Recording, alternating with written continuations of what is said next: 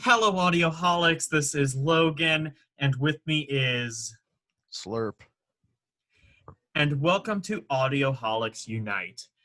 So, yeah, I guess Lamb of God exists. I keep calling them Land of God for some stupid Land reason. Before Time. The land before God. Oh God. Yeah, so Lamb Oh, of God land. released a new album, and I've heard it's pretty good. Okay, sorry, I just have to go back to the thing I was saying. I literally typed in Spotify before we started. I literally typed Land of God and then wondered why there wasn't results. Yeah, he's a dumbass. Honestly, Land of God is a pretty fucking Christian metal thing to name your I know, band. we need to So name our band Land of God if we want to do we should do a Christian parody of Land of God. Jesus. Jesus. Jesus. All right, so I know virtually nothing about Lamb of God despite actually seeing them live at Sonic Temple. What do you have any experience with Lamb of God?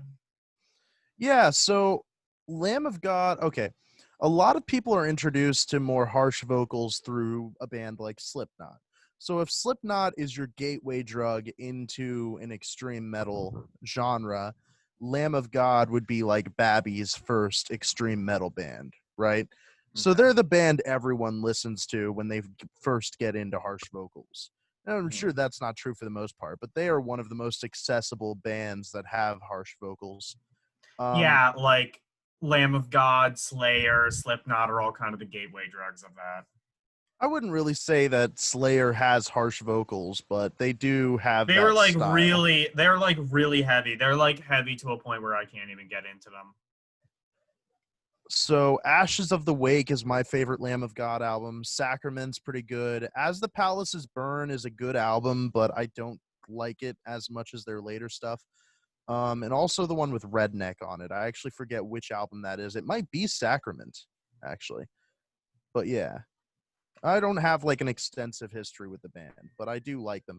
Mark Morton is one of my favorite guitarists of all time. He is an incredibly talented player. Has a Yeah, great solo album. I can't wait until he puts out another one. It's going to be really good. And then the solo album he did had Chester Bennington on it, Cross Off, that fucking riff. Dude. yeah. Was that Yeah. yeah, Lamb of God, was that the one that you stayed for, or did you go see another band? I can't remember. Yeah, I I think it was stayed for either. Lamb of God. Yeah, We I all think did. oh no, I was thinking of Gojira because I think you went to see somebody else and I stayed for Gojira to watch our stuff. No, I stayed for Gojira too. I I don't know. I thought I remembered I had to take video of Gojira and send it to you. Maybe I'm wrong. Because Gojira was the one where the one guy was engulfed in fire or something, right? Yeah, no, but I was there for Oh that. no, I think we no, never mind. I think we left in the middle of Gojira. That might be it. I'm pretty sure we stayed for the whole show. I don't remember Oh, leaving early. okay. Maybe it was a different band. I don't know. I must be thinking It of was something a year else. ago, so I was gonna say Architects, but I know you would have stayed for that. oh yeah, I'm pretty sure I left something to go see Architects. Yeah. Anyway, so yeah, I've heard that this album now historically Lamb of God doesn't sing about sorry, not religious, political topics. But supposedly this album is a political album from front to back. It's supposed to be a political statement. And I don't really know how to feel about that coming from Yeah. a band like Lamb of God, but it could be good. It's promising. Yeah, I this will is the be looking at the problem. lyrics throughout the album Yeah. just to check and see, what they're saying. This is always my problem doing evaluating a political band or a political album because on one there's two ways to go about it and I wrestle with myself to try and figure out the best way of reviewing a political statement do you look at it objectively and like put the music first, or do you look at the message behind the song and like evaluate whether you agree or disagree with that message? Because like a political thing, like, you know, like whether you love or hate a lot of U2 songs ultimately comes down to whether you agree or disagree with Bono, or whether you like or hate his personality. Similar thing with like Rage Against the Machine, but I would have said that, but apparently Rage Against the Machine are more open-ended than I thought. Because I mean, like, I mean, they're obviously extremely left wing. they're extremely left, but like, there's a lot of like right wingers who like swear like, oh, Rage Against the Machine speaks to us. Well, you know, like, because to some extent you separate music from lyrics. You know, I you can guess you're take your own right. meaning from things. I guess you're right. Like the thing I thought was really interesting was like when Mitt Romney was campaigning in 2012, he famously was like using, I think it was Bulls on Parade and like uh his campaign events, Yeah. which like I thought was really weird. I mean, like, obviously they're all like super left wing. I mean, like, look at like, you know, what they're all doing with like Black Lives Matter now, but you know, like, it is kind of interesting that for so long a band could that seemingly has such a clear message could be so open-ended. Yeah. So, do you want to get into the album then? Yeah, let's do it. All right, because we can talk about all of this while the album's playing. Yeah. So I will do the intro this time. If you want to, first of all, if you're like this show, we have, God, how many at this point? Like 10 other episodes or something like that of Audioholics Unite. We've released one every Wednesday. We cover a wider range of genres, and you know, like we did everything from Sonny Bono to the Beatles to Gojira to Dream Theater, everything, a little bit of everything. We Yeah, actually we have a try to have Frank, variety. yeah, we have a Frank Sinatra one that'll be released pretty soon. That one was a Um, lot of fun. yeah, it was. But if you're interested in like sort of reactionary type videos, we both have our own respective series. He's trying to get into prog music. He's gotten into bands like King Crimson, Camel, Gentle Giant, Dream Theater. I've gotten in, and I'm getting into trip hop. I'm getting into Tricky, Bonobo, Bjork, bunch of bands. Um, and then finally, we have the Wrong Opinion, where we do tier lists. We just did one for Rush last week. Very long video, but it was a lot of fun. Yeah.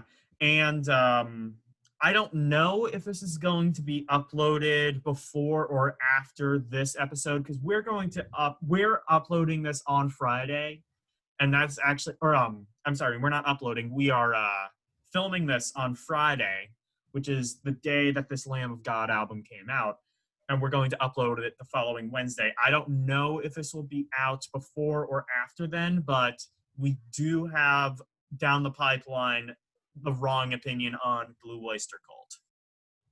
So Yeah, that that's gonna be could a lot be of a fun. possible that could be a possible teaser. Yeah. So, and also, we will post the link to this album in the description of the video so that you can listen along. Obviously, listen with ad blocker. Because We've said it pirates, 100 times, but you know, I I think that you should not use ad blocker. I'm going to be the anarchist and say don't use ad blocker. just I like listen to a different song than we're listening to and see if the audio syncs up. Like, exactly no.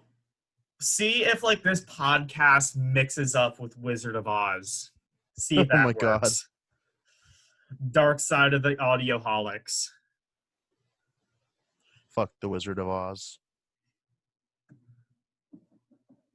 Controversial movie opinion 101. The Wizard of Oz is not. It was never that good. It's very overrated. I mean, it was that good. Now it's good, but it's kind of hilarious too. It's Like creepy, is some of what the it acting is is. kind of funny. First they took her legs and first they took my legs and they threw them over there. Then they took my arms All and right. threw them over there. You got anything else to say before we go ahead and start the album? Only that you suck. All right, so And you now we are swallow. okay. Well, you can't prove that. Anyway, let's get on to the album. 5, 4, 3, 2, and go. So this was one of the singles. I remember Mori. Oh Memento no, Mori. It means Momento Mori. remember death. And from what I understand, this song is about how like everything negative happening in the world is right in front of our faces, more so than pretty much any other generation, because we're always seeing it on social media True. and on news websites and things like that on our phones. It's Yeah, impossible to escape the negativity. you know, like my history teacher back when I was in high school brought up an interesting point. Like if the president and this is like regardless of political opinion, if the president was assassinated, whether it's Donald Trump or Barack Obama or Joe Biden or whoever, By the way, this immediately reminds me of Floods by Pantera. yeah. But if it's, whatever, would you actually care all that much? I don't think people would because we've been so desensitized. If 9/11 happened again, we would be so desensitized. Like, we're going through one of the single worst pandemics in history.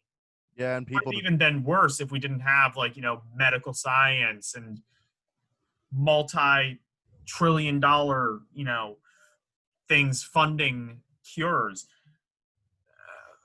But It's kind of funny. According to Randy Blythe, he wrote this song like literally 2 weeks before COVID-19 hit. By the way, fucking badass riffing. yeah. But So yeah, I apparently he wrote this song like 2 weeks before COVID hit.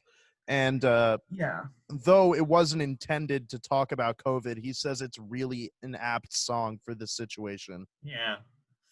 Rolling Stones released a song and they like talked about how like right before then they had to change the lyrics to kind of more or like they did kind of change the lyrics a bit to like more reflect COVID.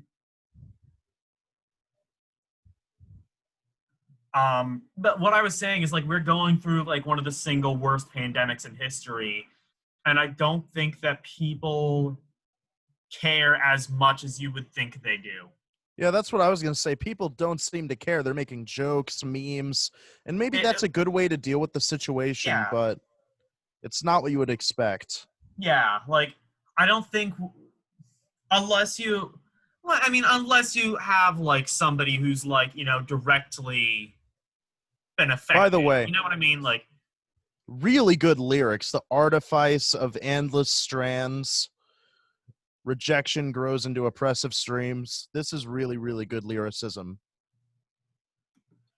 yeah, but Imperial corrosive nodes. It's almost poetic. yeah. But like I was saying like the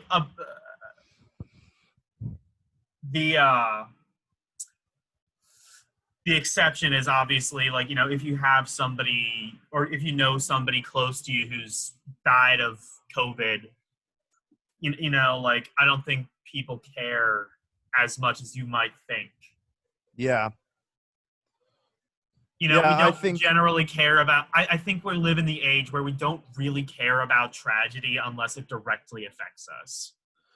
so. The chorus says, "The hardest hour, the cruelest sign. I'm waking up from this wretched lie. I fight it the same. Don't waste this day. Wake up, wake up, wake up. Memento mori." So I think basically what the song is saying is exactly what you're talking about. That Yeah, because of the constant access to, oh fuck yes, great breakdown. Um, because of the access to all of the negative things happening around the world, we've become so desensitized. We don't realize how fucked up everything is. And it's saying, wake up, wake up. You need to remember what's going on. Yeah. This is Yeah, exactly. really good. Especially, you know, especially in the last, 4 years or so, whatever your opinions on like the current administration or current politics are, you have to at least agree that like it's just one headline after another now. And we Yeah. didn't even have that in the last administration. We had Honestly, like, I was kind of afraid this album would be just against the president, because that seems to be what like 90% of these political acts and political albums turn out to be throughout the past 3 years. yeah. You know, it's Yeah. it's Yeah, it's like annoying we're that we're dealing not with like hearing just like as much total political substance. yeah, like we live in a time where we're kind of dealing with just chaos at this point. We're dealing with a deadly pandemic.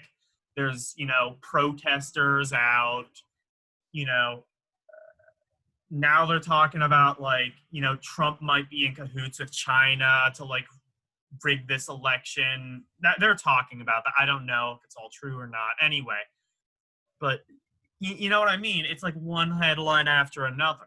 We are now on the song Checkmate, which was the first single to come This out. is the song that I heard. So like I said, I know virtually nothing about Lamb of God. And he basically just sent me this song, which I guess was, what was this, the first single? Or one of the Yes, this singles? was the first single. He basically sent me this to get like a feel of the album. And I really liked it. It's really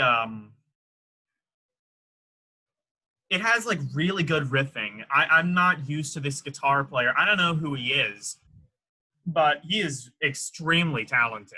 Mark Morton, remember that name. Mark Morton. Okay. I'm not going to remember that name. So, from what I understand, this song is much more of a general thing. It's kind of about how fucked up America is at the moment.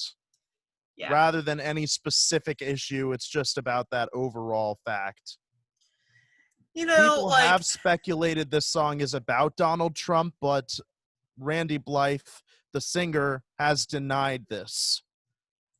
this is the thing, is like, I think that there are two ways of doing like a political album.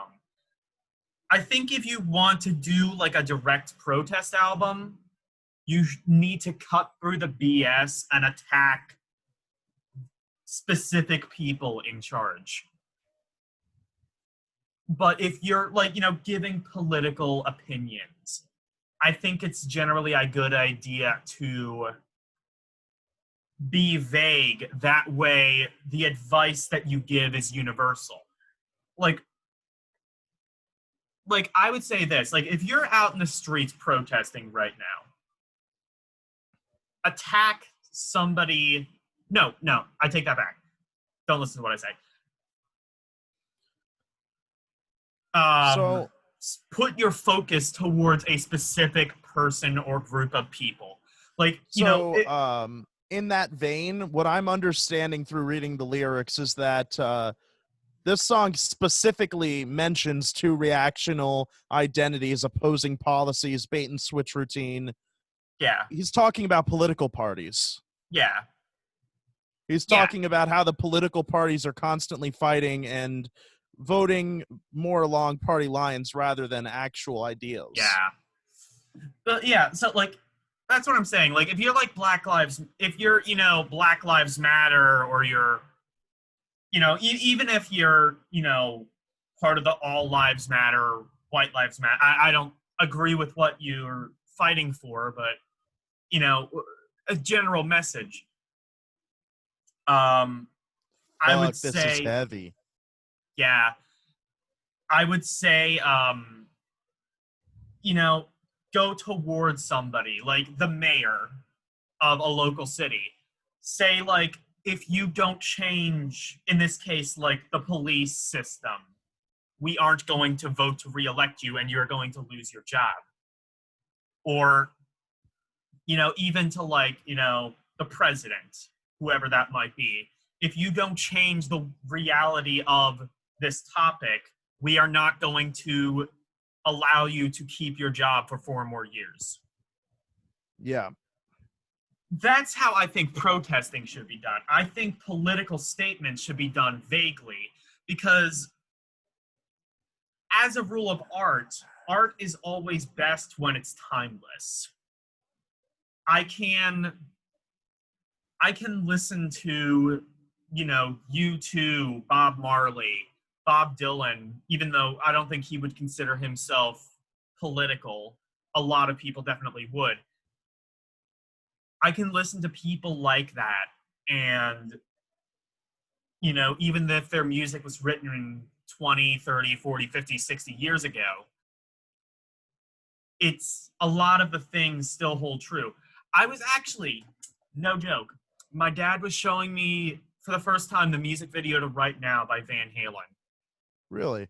It was talking about, like, people protesting in the streets, people, dying of hunger, Oh, fuck police yeah. brutality. Listen to that And riff. I like legitimately asked, like, was this made in 1992 or was this like an updated video for 2020?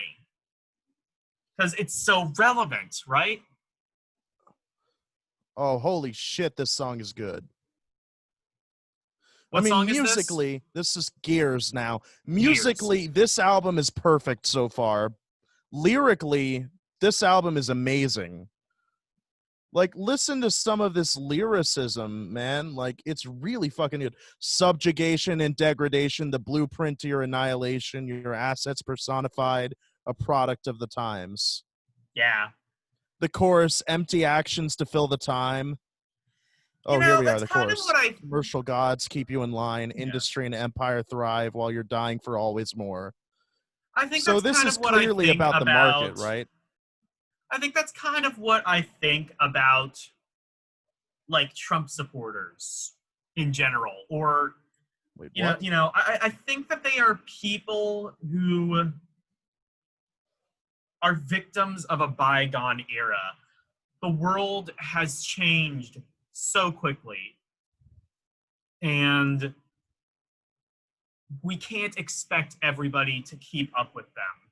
Like, Yeah. like, obviously there's a lot of racists and sexists and people like that. I'm not necessarily referring to them. Racism was wrong even when it was even when it was, right. You know what I mean? Like, even when it was more socially acceptable. But, like, people of an older generation subscribe more to, religion, gender roles, not being open about things like sexuality, whereas our generation is extremely open about sexuality, and gender roles are all but extinct now.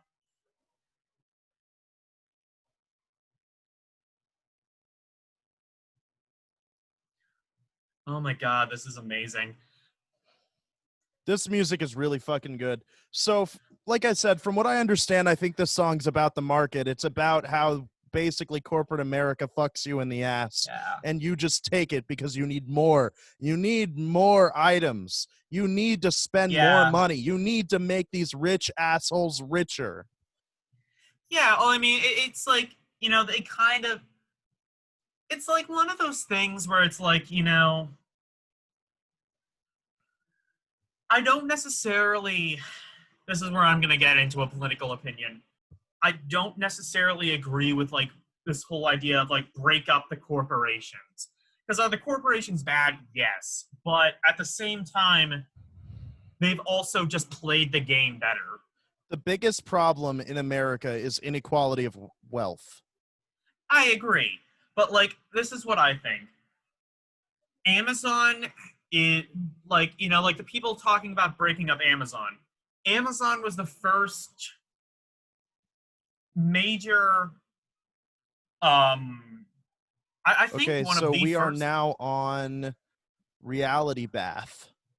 Amazon was one of the first companies, I possibly the first company to really do online shopping. Like there was a degree of online shopping, but you couldn't like, put your credit card information in and make a direct purchase. It's usually like if you want to purchase this, call this number and we will mail order it to your house.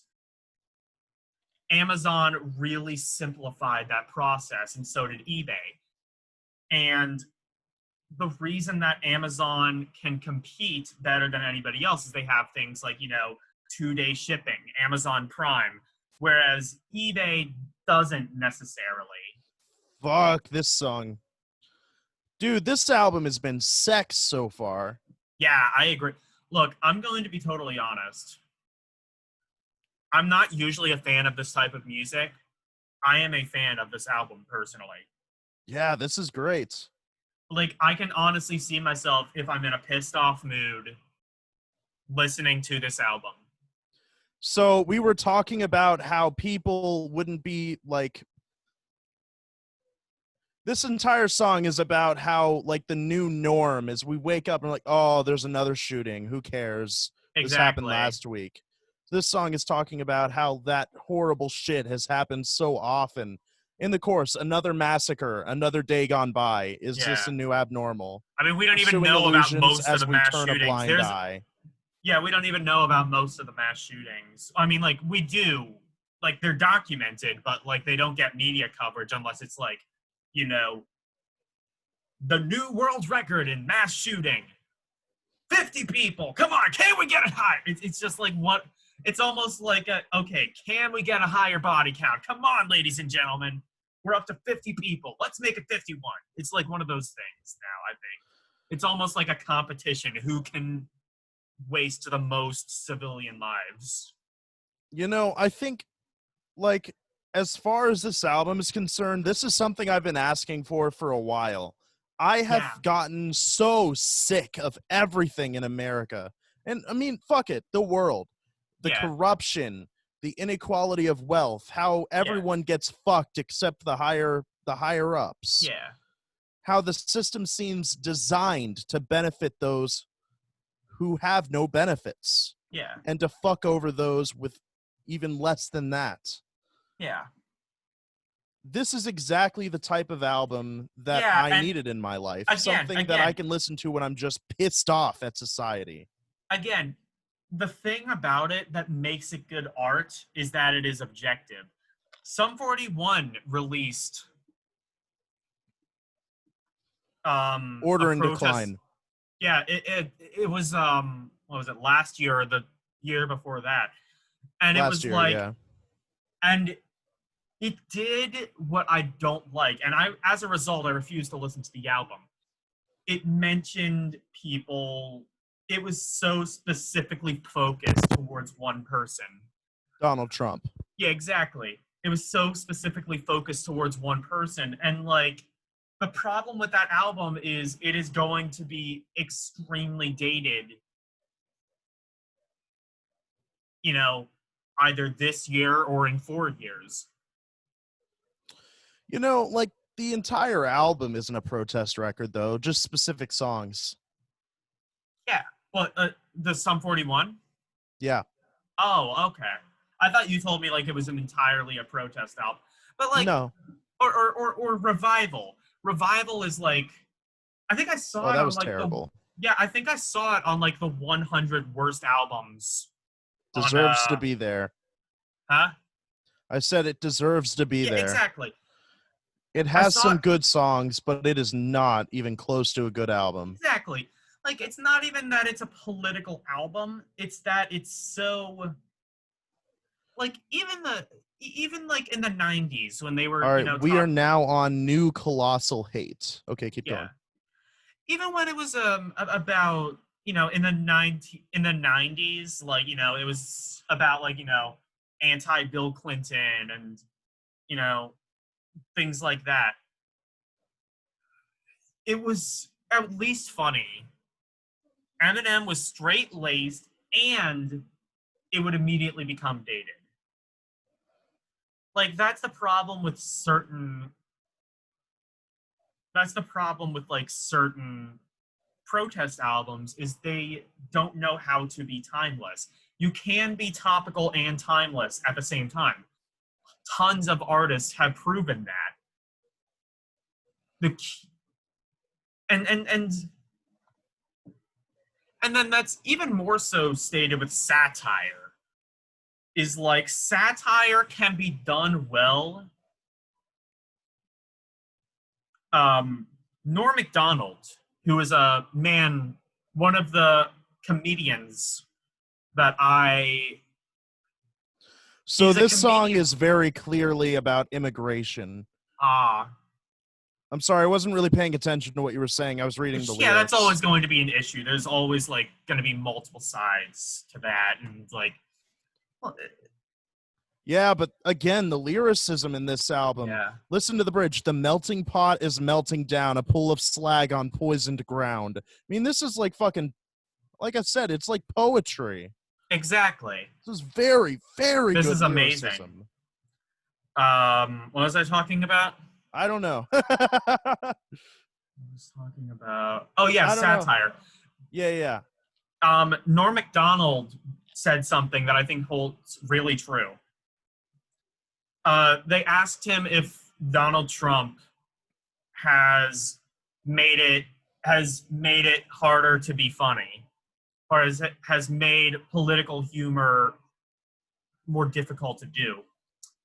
And he said, if you are a good comedian, yes, it is. If you're a bad comedian, it is way easier.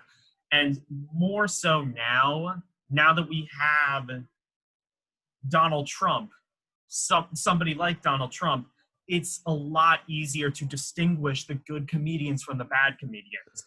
Everybody loved Stephen Colbert. Now he's a more polarizing figure because his political humor, a lot of people would say, is kind of lazy.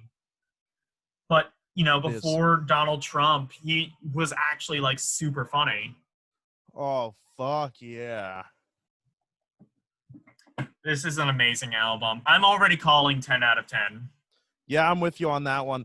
Yeah, Dude, this is just so good. yeah, I'm already going to call it 10 out of 10. The album, how much of the album do we have left? Okay, we're not even halfway through. We got exactly 6 more songs. Okay. All right, yeah, I'm halfway through. I'm calling it 10 out of 10. Actually, I lied. 5 more songs. Okay.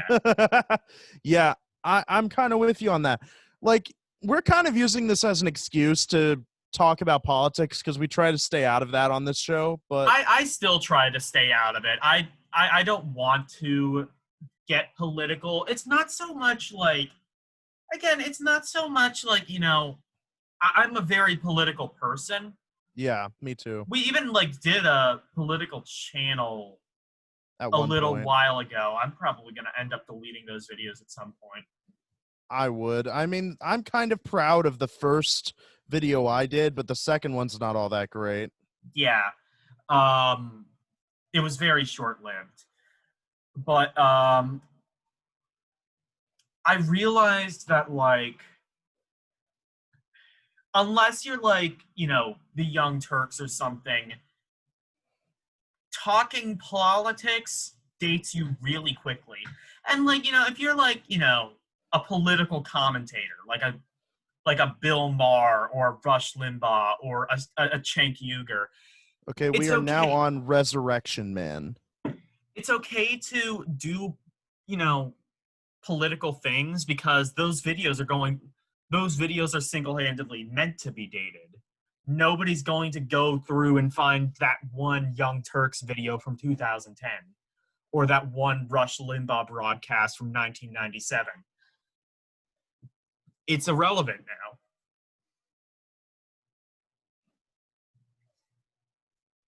now. So, like, when I speak in politics, I like to try and speak in political terms. So, Or just to interrupt you real quick, I've read the lyrics and I have no idea what the fuck this song is about. Maybe racism. I'm not really sure. There's a lot of lyrics about like voodoo and like horror. I don't know. I'm not really sure. Anyway, I keep was going. born in a small town. Ripping off Journey, are you, Lamb of God? That's I see. This, I mean, it could just. So far, it doesn't sound like it's about racism, but more so just ignorance. Maybe. Like that's kind of what I think is like. There's a difference between racism and ignorance, and it's a very fine line. Like racism is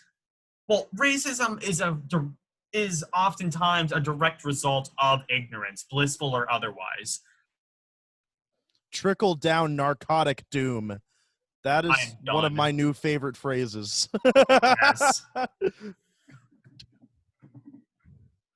Dude, this is the heaviest song on the album so far. Yeah. I would like to see these guys live again. Yeah, I mean, me too. I've seen them twice. I don't know if I mentioned that. Saw them once at Rock Allegiance 2017, I think, maybe 2018. And I saw them at Sonic Temple with Logan over here. Yeah. Right there. Hi, it's me. Is you. Yeah, so what were we talking about? Satire? My basic problem with modern comedy, or at least within the past few years, modern comedy, is that it's the same joke over and over again. Yeah, exactly. Donald Trump stupid. He's orange. Donald Trump ignorant. Donald Trump orange. Like, fuck, that might have been funny the first time, but it's not funny 3 years later. Here's the thing. And this is the other thing that Norm Macdonald said. In order to do satire effectively, you have to have at least some level of admiration for that character. Whether it's like in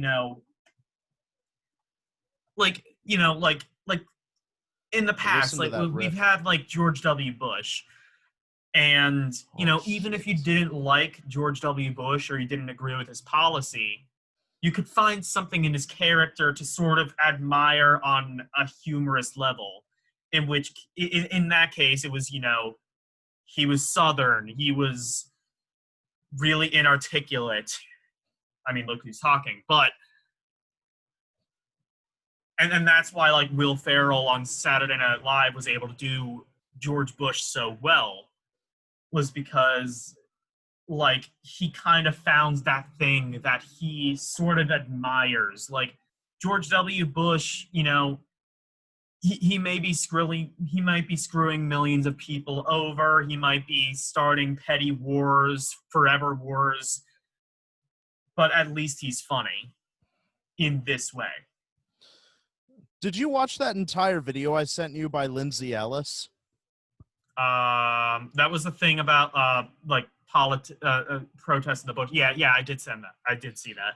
So there was a video that I saw recently by Lindsay Ellis. For those of you who don't know her, she was formerly the Nostalgia Chick, and now she does like video essay things. Yeah. Well, for this video, she was talking about protest music and how in the Bush era, or rather backwards, with Vietnam era music, everything was anti-war, protesting, stuff like that.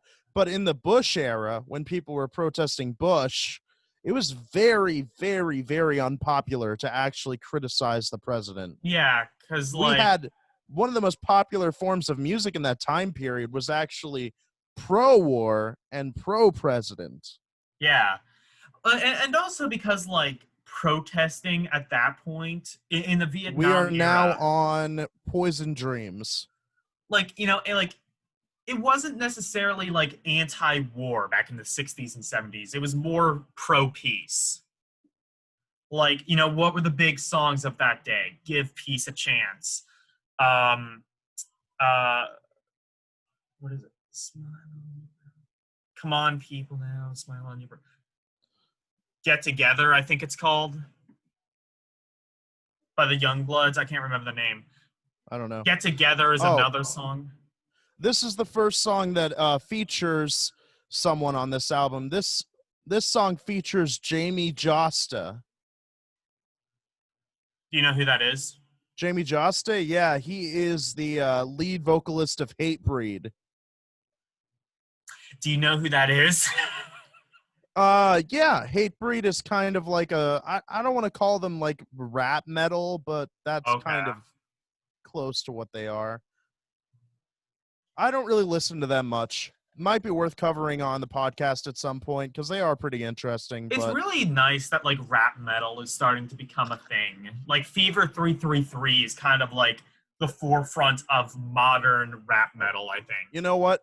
Fever 333 is one we need to cover on here at some Oh, point. we definitely will.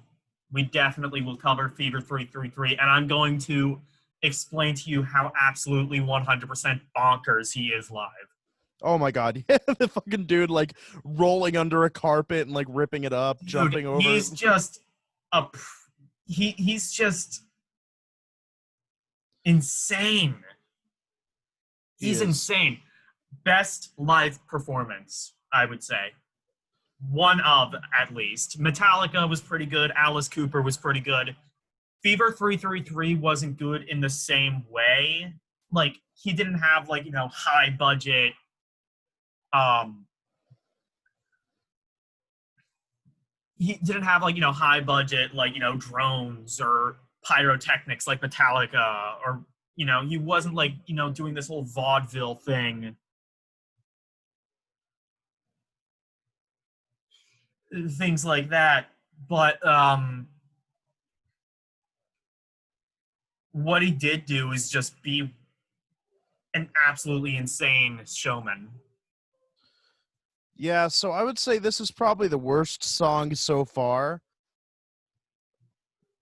It's still really fucking badass though. It has a really good riff and really good drums too. I don't really know what to make of the lyrics though. What song are we on again? Poison Dream. Okay. Oh, this is Jamie Josta.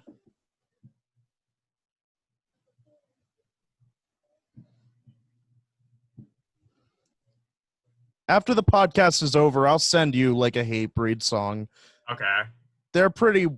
I don't want to say one trick ponies, but they definitely have a style. Yeah. I was I was like for a Oh long wait, time I've like said like we need more diversity in the metal community. I was like I'd seen this video already, but I was recommended it like the other day about Lemmy like got reading off this letter from like this black kid who was like a huge metalhead, and talking about how like the people in his community were giving him shit for that. And like Lemmy was like, don't listen to that. It's bullshit. You can listen to our music no matter what you want, no matter who you are. And like I think that mentality still kind of persists because like I think like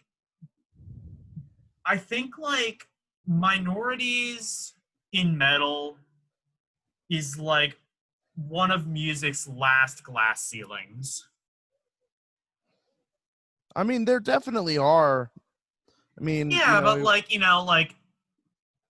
there's Fever 333 who aren't huge. They're not like headlining acts or anything. You have what In Living Color, which came out in the 80s and haven't been relevant since. You have Body Count, which I mean, I don't I don't know if that would have been nearly as impactful if Ice-T didn't have a rapping career already. It's an amazing album and an amazing band. yeah, Killswitch Engage. Howard Jones was the one who started that band. Really? Was he black? Yeah. I didn't know that. Oh, this is like Slayer shit right here. Yeah. But you know what I mean? Like I can name like maybe like Oh, by the way, four we're now on Routes. routes. Yeah, that's the name of the song. Okay. Yeah, but like, when you're naming people like that, you can single them out as being like the black person in metal. That's why I still say like, yeah, there were always technically women in the workplace, but it didn't really start becoming a thing until like the 1950s. That's why I'm saying like there's technically black people and minorities and even women in metal, but it's not like a huge mainstream thing even now. Like Hailstorm are like the biggest women in metal, and they're just I mean, kind there's of a known lot of as them. that. They're There's just a kind lot of of known them. as that, like the women You in got metal. Hailstorm. Hailstorm, you got Diamante, you got I don't know Taylor who they are. Momsen's band. There's a lot of big names in metal these days that are fronted by women in mainstream metal. Wait. No, what was the Evanescence? That's Ginger, another one. yeah, Evanescence. Yeah, there's a lot of names in with women in metal. I wouldn't say that's What was that one abnormal at all. Christian group that was like popular in the 2000s that was fronted by a woman? Fly something, maybe Flywall. I don't know. Not Flywall. No, like they like started doing Christian stuff and then they like just sort of Skillet. That's it. Yeah, Skillet was fronted by a guy. Oh, it was. I Flyleaf. thought. Oh no. I am getting them confused with Evanescence. All right, so just to interrupt this diatribe for a moment, Routes is featuring Chuck Billy from Testament, which is Oh, badass. well, I do know that. And the song discusses the lead singer Randy Blythe's experience at the Standing Rock Sioux Reservation during the Oh yeah. NODAPL movement. The The- lyrics reference the Dakota Access Pipeline yeah. and also many historical injustices Yeah. with Native Americans. So this is what I wanted. I wanted the Yeah. band to address specific issues instead of just writing an entire album with general vague diatribes against someone that may exist, you know? No. Here's the thing. That's it. Like raw, like not specific issues though. That's the thing. Is like specific issues would be like instead of like addressing sickness, instead of addressing sickness, you address specifically the coronavirus and mention it by name. That would be specific. General issues would be talking about like how terrible our healthcare is and how terrible corporate run healthcare as a whole is. No, I would consider that specific issues. When I say general, I mean statements like America is so wrong. Really? Wrong about what? If the entire album Yeah. was like that, like Well, I think like yeah, like specific issues. I see what you mean, but like more so, I just like oh, and by the way, we're now protest on Bloodshot albums should Eyes. protest albums. My major point is that protest albums should not be dated upon release because like we are in the middle of an election right now. If Joe Biden wins this election, how many albums are going to officially be obsolete?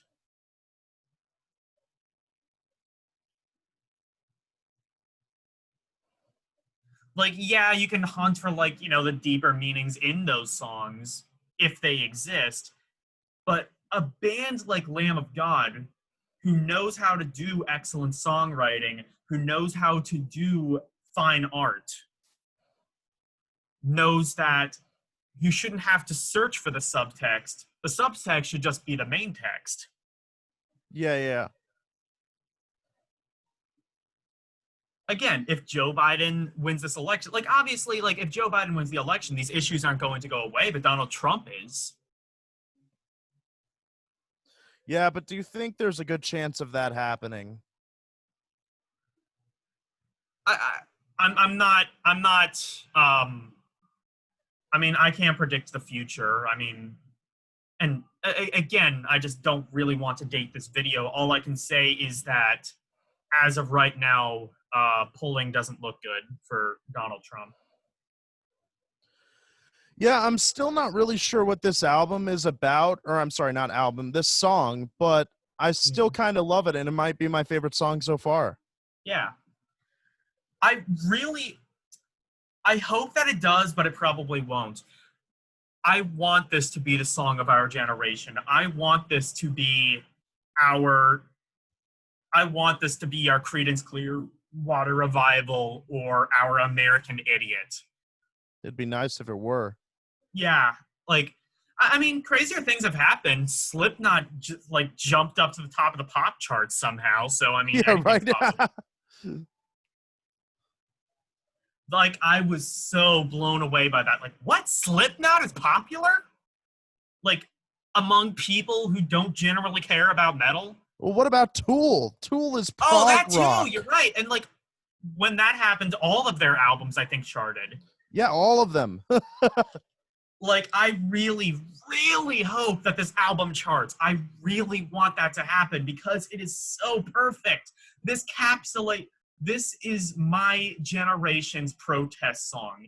This is my American Idiot. This is my Jimmy like Songs of Love and Hate by Stevie Wonder. This is my Creedence Clearwater Revival. This is our generation's big protest album. We are in the prime of our lives. We're both like 21 as of the recording of our video. This is our anthem right here. It should be. Yeah. That's for damn sure. And we're already on the last track of the album. I mean, honestly, this album went by like that. It's just so good. It's called On the Hook. A dead silver spoon with needles in his skin. I already love the lyrics in this track. And it looks like it's about wrote a pale horse down from Afghanistan. Maybe it's about how like we're like slaughtering people down in the Middle East. Yeah, it might just be about that, yeah. I'm not entirely sure. Yeah, so do you have any final thoughts about this album since we're on the last track? Worst album ever, 0 out of 10. 0 out of 10. Damn, I'm reading the lyrics to this outro. Hippocratic hypocrites breaking oaths and cashing checks. Wrote an ocean's worth of ink, scripting a nation's disease. So flood the ghetto and starve the hills, kill them with crack and pills. Damn. Dude, it's fucking poetry. I will definitely have to say I give this album a 10. Yeah, seriously. Yeah, it's just, there's nothing wrong with it. I can't think of a single problem. It flows great. Amazing instrumentals. The vocals are great. It is the going lyricism to be is on point. It will be the outcry of the it will be the upset of the century. You were talking about how on the pop charts. Stained Glass spoke to you about when you were pissed off at the world. This might be my Stained Glass. Stained Class, honey. Class, whatever. I don't like that album, but you get my point. Yeah, this is it's cathartic. Again, this is what I'm saying. This album should not go unnoticed. People, this is our generation's anthem. Let it become that. This is a fantastic album. I don't like heavy music. This is not usually my type of music. I listened to Gojira a couple episodes back, and I basically said, okay, well, personally, I'd give it a 6 out of 10, but objectively, I'd give it a 10 out of 10 because it objectively is a 10 out of 10 record.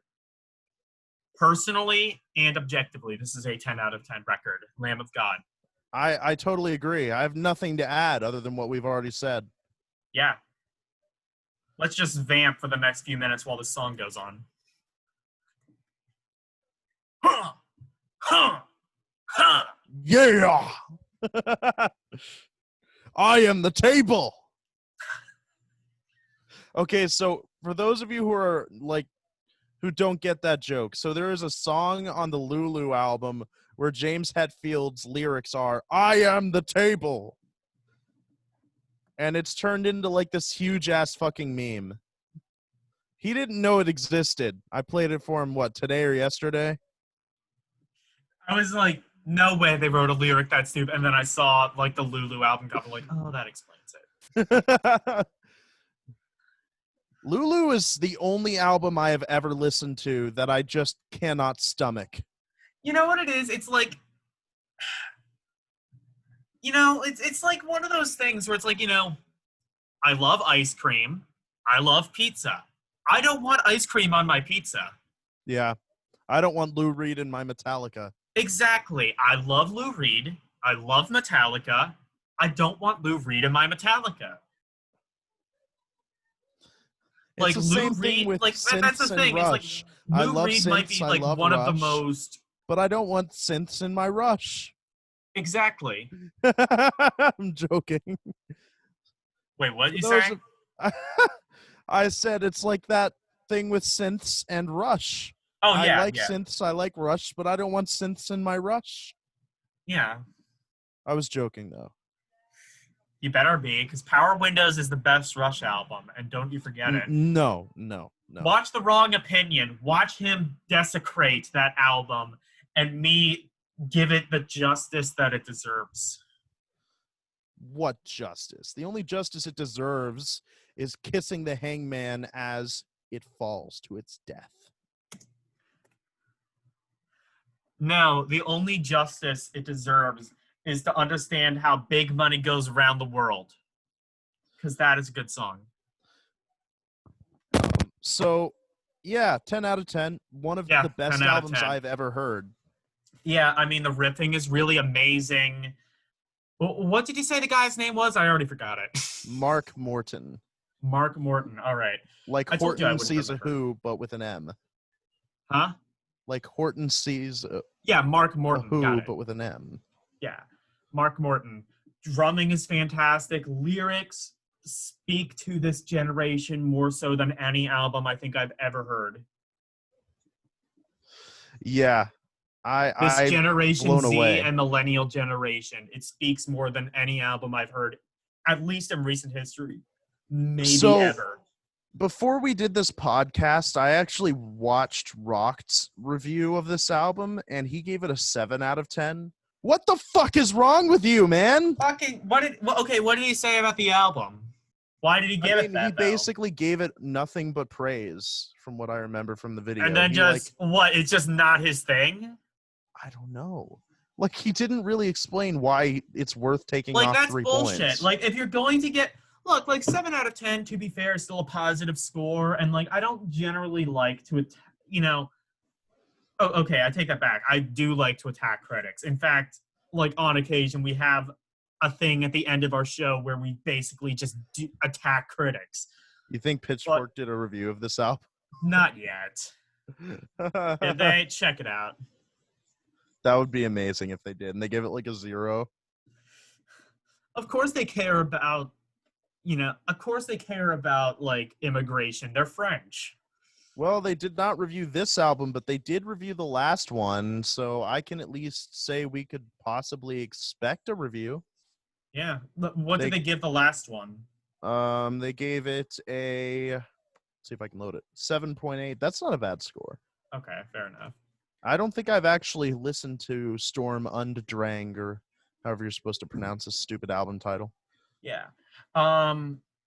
Yeah, but, like, look, if you're gonna give it a 7 out of 10 and you aren't, like, 7 out of 10 does not equal flawless album. And if you aren't going to, like, obviously I haven't seen the video, so maybe, like, I'm just hearing what it's about from him.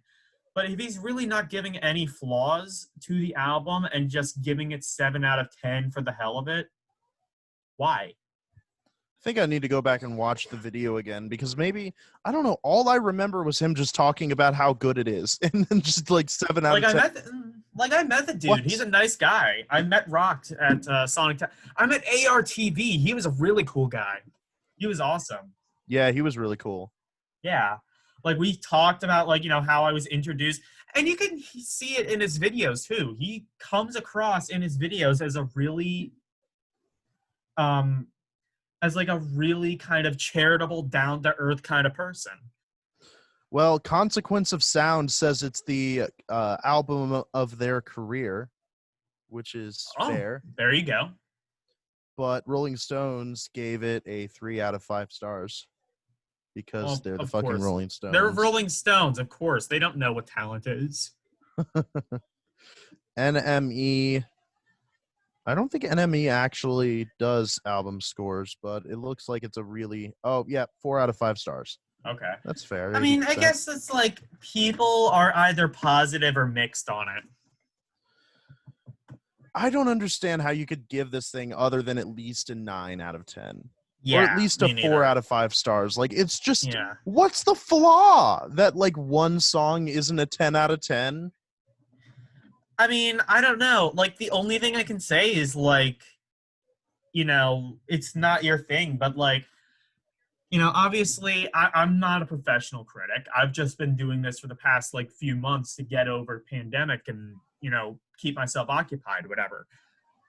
I'm not a professional critic, but even I know, like, or I try to be objective. If an album, if I don't like an album, I will say upfront, like, it's not really my thing. But if I am listening to it objectively, it is so and so. Like, are they just not doing that? Are they giving it like 3 out of 5 just because it's not their thing? Like, I don't know. That's a possibility. I mean, like, I've been guilty of that before. Like an album like Stained Fast, I just call that not my thing, but I also think it's not my thing because it's not that great, don't ever do a wrong opinions on Judas Priest, bub. I'm gonna get so much flack if we ever do one, and I put like Stained Class in like D or something. You better not put it below like heaven and or what am I thinking? Rockarola. Why did I say heaven and hell? Rockarola is underrated as fuck. Oh People my god! shit What on is that wrong album. with you? Listen, it's You not a talk good about album, how but shitty. No, Tyler. You talk about how shitty Stained Class is, and you're like, well, actually, Rockarola is really underrated. it Fuck off. is. It is not dog shit. It is not. It Okay, is fine. not It's a not good dog shit, album, but you're but telling me it's better than Stained Class. no. I would not say that. Okay, thank you. At least we But say it is that. still fucking It underrated. People has like shit on maybe that like album. it's like maybe like 1 or 2 songs, and this is coming from a guy who's been a fan of Priest ever since like he was a teenager. The title track is really good. It's okay. I don't know, man. Rockarola rolling for a rockarola, man. That's like kind of I really mean, like, stupid if you lyrics. turn off your Priest brain and like take it in as its own thing, it's really not that bad. It's not great, but Okay, so if you like let go of reality, the song kicks ass. Got it. no, just take it as its own thing. Like, what is that one Metallica album you always defend?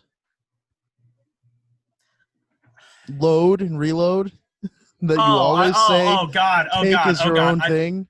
I thought we were getting into Saint Anger. I don't need that kind Oh. of hate. Oh. Well, he does defend Saint Anger too, to be fair. Okay. My opinion on that has softened. Good. I used to, and I still to some degree do defend Saint Anger. You know what? I will admit it has good riffs. That is the only thing Yeah, that it I will has say good good about riffs, it. and I think that the mix. Sucks. I think that the mix kind of like it sucks. tried and failed to do something. It tried and failed bad. to sound garage rocky. It's just bad, man. Don't make excuses for it. It's just bad. No, it tried and failed. It tried and failed. Like, you have to, like, if you don't like an album, you have to at least appreciate what it was trying to do.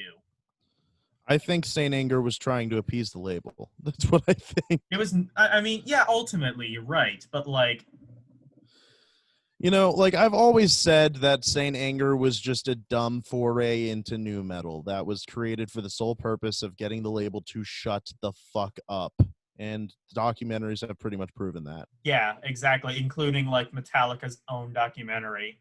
Yeah, but you know what? They still play some of those songs live, like Frantic, Saint Not Anger. anymore. Like, Yeah. I think they did in, like, one show. Even recently, they were playing Frantic. I think they also played some kind of Monster recently, too. Yeah. Like, and that's the thing, is, like, it has some really dumb lyrics, and obviously it's the second worst Metallica album. No, Actually, fuck you.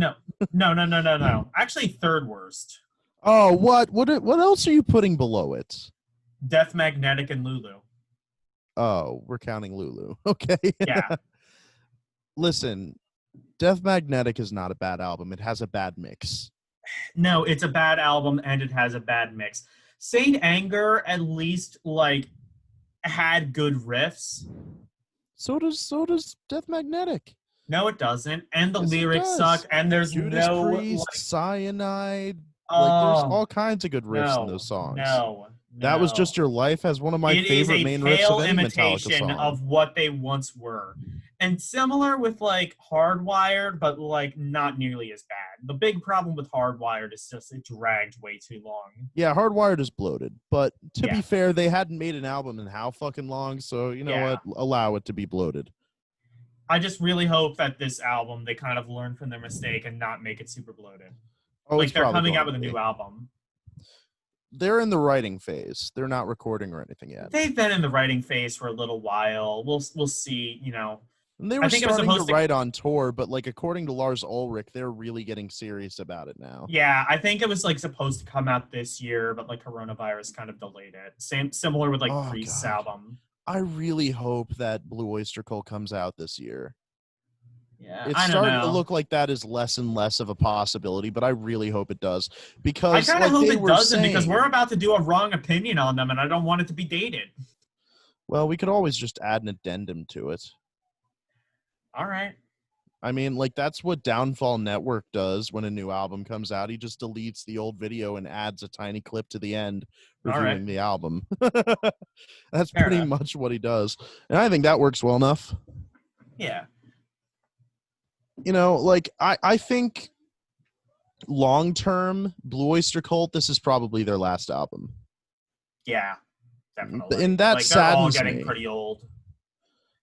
Yeah, they're all getting pretty old, but beyond that, I'm just not sure the creative juices are in there still. And if there is creative juices I in mean, they there, haven't released an album probably since not like much. 2001. That should have been their last album. I wish they would go out on a higher note. You'll see what I mean when you listen to that album, but Yeah. that's why I like, hope the new one's really good. Here's the thing. I like it when bands end on a higher note, and that's why I'm super skeptical. We're talking about Judas Priest here. I'm super skeptical about them coming out with a new album because they ended on such a high note. I actually didn't really care for Firepower when I first heard it. And then like I listened to it again, I'm like, "Oh my god, this might be like one of their best albums they've ever made." Firepower is a return to the Defenders of the Faith, Screaming for Vengeance, Painkiller style. I actually of disagree. Priest. I think it's more it's like the long-awaited Halford solo album. No, it sounds way more like something like Screaming for Vengeance. No, here's like the thing is like Halford. like Screaming for Vengeance, it wasn't as heavy. Like What? Listen to Electric Eye. That shit is okay, like yeah, thrash it's metal. heavy. It's heavy. But like Halford's stuff was like insanely heavy. True, but like listen to tracks like You had Firepower. like That could have speed been metal and on things like that. And like, yeah. Silent Screams is like probably the heaviest song of their entire career. Yeah, maybe. Of his entire career with Priest, with Fight, anything. I don't know. Fight got really heavy. Yeah. Fight got really, really heavy. You know, Fight is super underrated. A lot of people shit on the second half of that album. To those people, I say, fuck you. You're wrong. They've like released multiple albums. Was Halford only on the one? To my knowledge, Fight only has one album. They have a couple. Go on Spotify. They have like 2 or 3. But anyway, I think we can end it here. Bottom line, this is a 10 out of 10 album. Oh, they have 2 albums. And their second album is supposedly really good, and it does feature Halford. What? Yeah. Dude, I need to listen to this shit. Yeah, me too. Is it even on Spotify? It's okay. Yeah, we can end it here though. All right. Yeah. So yeah, guys, check this fucking album out if you haven't checked it out already. And if you're like me, and right if now you've gotten you're just this far, in a you've checked state- out the album. Come on. Well, good point, because that's the whole point of our podcast. But Yeah. you know, like if you're pissed off at the world right now, like I am, then this is an album that will speak to you. Look, like even if you're a Trump supporter, you have to admit that, like, This album never really says anything explicitly anti-Trump. Exactly. Well, like, except for that even one if you, immigration song. Yeah. Well, like, even if you're like a Trump supporter, though, this is just like a broad statement. I think we can all agree that,